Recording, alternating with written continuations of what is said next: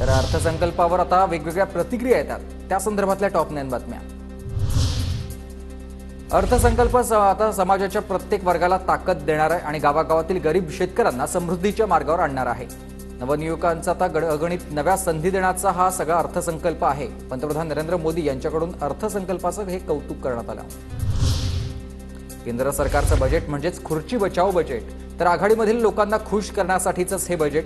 सर्वसामान्य नागरिकांना कुठलाही दिलासा मात्र नाहीये। राहुल गांधी यांचा हल्लाबोल। महाराष्ट्राच्या विकासाला भरपूर पैसा मिळालाय, विरोधकांकडून विनाकारण महाराष्ट्राला काही मिळालं नाही असं नॅरेटिव्ह सेट करण्याचा प्रयत्न आहे। बजेटमध्ये महाराष्ट्रासाठी अनेक तरतुदी, फडणवीसांचा दावा। मोदींनी नावडता महाराष्ट्र योजना सुरू केली आहे। 10 वर्षात महाराष्ट्र उरबाडला, मुंबईची लूट केली। बजेटवरून उद्धव ठाकरेंचं पंतप्रधान मोदींवर हे टीकास्त्र। अर्थसंकल्पात लाडका बिहार, लाडका आंध्र प्रदेश, पण महाराष्ट्र परका का? सुप्रिया सुळेंचा हा सवाल।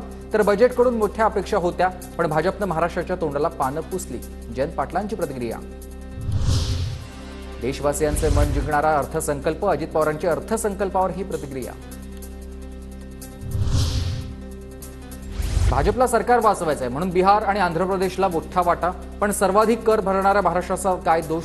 भाजप महाराष्ट्राचा इतका द्वेष आणि अपमान का करतोय? अर्थसंकल्पावर आदित्य ठाकरे यांचा हा खोचक सवाल।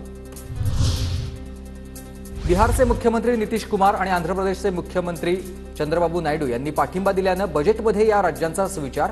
शिंदेंनी पाठिंबा देऊनही महाराष्ट्राचा बजेटमध्ये विचार केला गेलेला नाहीये। बजेटवरून वडेट्टीवार यांचा हा निशाणा।